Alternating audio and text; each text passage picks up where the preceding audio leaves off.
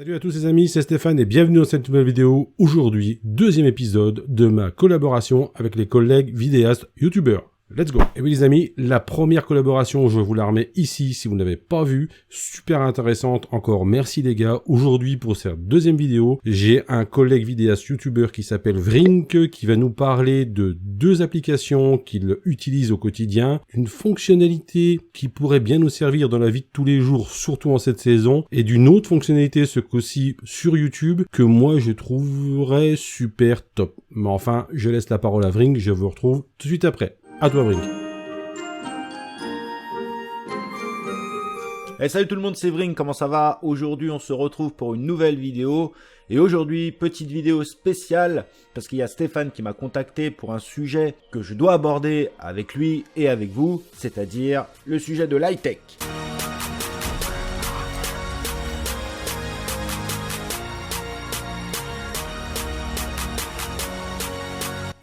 Alors voilà Stéphane, je vais répondre un petit peu à tes questions que tu m'as posées, parce que tu m'as contacté par mail il y a quelques jours, où tu m'as demandé de traiter quelques sujets en ce qui concerne l'high-tech. Alors, pour traiter ton sujet, l'application qui a été parfaite pour moi courant 2016, en fait il y en a deux.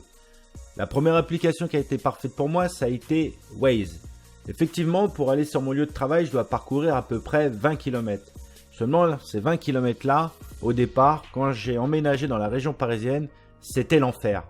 Quelqu'un m'a parlé de cette application-là et du coup, j'ai décidé de la mettre et ça m'a franchement, on va dire, sauvé la vie. Waze, ce qui est bien, c'est que c'est une application communautaire où tous les gens qui l'utilisent donnent l'état du trafic en temps réel. Du coup, comme ces gens-là partagent cette information-là, on peut emprunter d'autres chemins. D'ailleurs, l'application propose d'autres itinéraire pour gagner du temps. Du coup, j'arrivais plus en retard à mon boulot et j'arrivais grave à l'heure.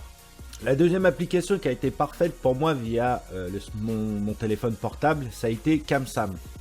Là encore, c'est une application communautaire où beaucoup de gens vous donnent en temps réel la présence de radars. Bon, je sais que c'est pas bien, surtout il faut pas dépasser les limitations de vitesse, mais parfois quand il n'y a personne sur l'autoroute, on aimerait bien augmenter de 10 ou 20 km/h. Ça vous indique également les accidents, les embouteillages. Mais bon, moi je m'en sers en complément avec Waze, parce que Waze, ça me sert de GPS. Et de plus, ça me donne l'infotrafic. Et CamSam, ça me sert pour me donner tout ce qui est radar, en fait. Donc ça comporte les radars fixes, mobiles, tronçons, quoi de mieux? Alors c'est vrai que CamSam par rapport à Waze qui est gratuit, CamSam m'a coûté 0,99 centimes d'euros. Donc c'est un petit budget, bon 1 euro c'est rien du tout.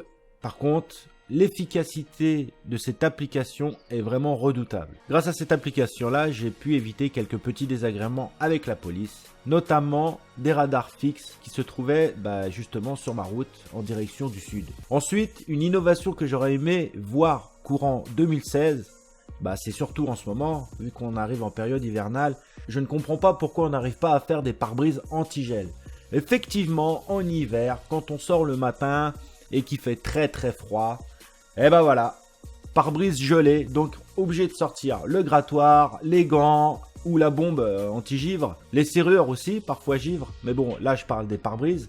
Avec toutes les technologies qu'on arrive à faire, je ne comprends pas pourquoi on ne peut pas faire des pare-brises anti-givre. Voilà une innovation que j'aurais aimé voir peut-être en 2017, que je n'ai pas vu en 2016. Une fonctionnalité YouTube que j'aurais aimé voir le jour en 2016, bon peut-être que ça se fera l'année prochaine, il me semble que sur certains forums, je l'avais lu quelque part, c'était qu'on arrête de mettre les icônes like et dislike en dessous de nos vidéos. C'est-à-dire qu'on supprime carrément ces icônes-là, like et dislike, et qu'on les remplace un petit peu comme Facebook, où il y a juste le like et des émoticônes avec des humeurs qui indique un petit peu si on a aimé ou pas cette vidéo. Voilà, ça éviterait que certains haters s'acharnent sur des youtubeurs. Malgré leur travail, parfois, je trouve que les dislikes, c'est pas mérité. Parce qu'il y a quand même un travail minimum fait sur une vidéo. Et donc, du coup, je trouve que les dislikes, c'est pas mérité. Mais il me semble que j'avais vu ça quelque part sur un forum où justement il parlait d'arrêter, d'éliminer les pouces bleus et les pouces rouges. J'espère que ça se fera en 2017. Donc voilà Stéphane, j'espère t'avoir aidé sur ta petite vidéo. Je te remercie de la confiance que tu as apportée envers moi. Je m'y attendais pas. Et voilà, tout simplement, je te souhaite une bonne continuation sur YouTube. Si tu as besoin de quoi que ce soit, surtout n'hésite pas, tu as mon adresse mail maintenant. Et je ferai de même si j'ai besoin de toi un jour au niveau high-tech, je ferai appel à toi, il n'y a pas de souci. Ok ? Allez, salut Stéphane, ciao.